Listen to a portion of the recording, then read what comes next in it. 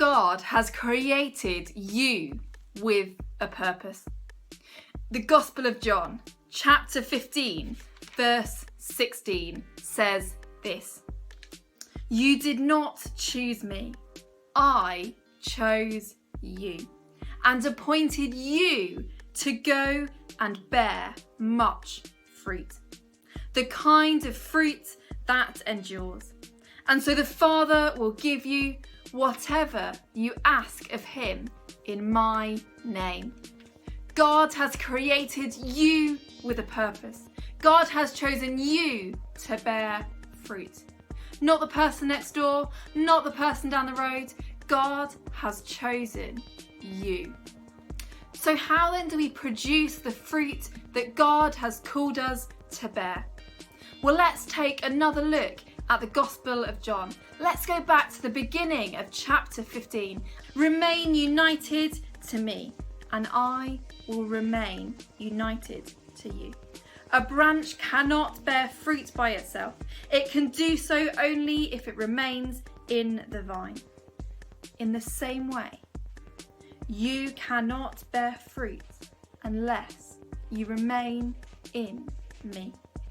I am the vine, and you are the branches. Those who remain in me, and I in them, will bear much fruit. For you can do nothing without me." Imagine an apple tree, a strong, healthy apple tree. There are apples growing all over the branches. But if one of those branches is torn off the tree, the apples aren't going to grow any longer. They're not going to grow on that branch any longer because the branch is no longer connected to the source of all the nutrients. Jesus is the source of all the good in our life. Jesus is the source of life itself. Jesus is the one that breathed life into our lungs, the one that created us with a purpose and that has a plan for our lives, the one that guides us through it all. So in that Bible passage, Jesus referred to himself as the vine, and he refers to us as the branches.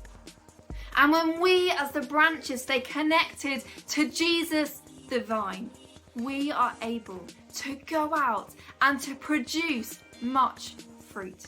When we stay connected to Jesus, when we take the time ourselves to invest in our own personal relationships with Jesus, when we get to know him better and better and better, when we continue to choose his way over the way of the world, we see much fruit produced in our lives.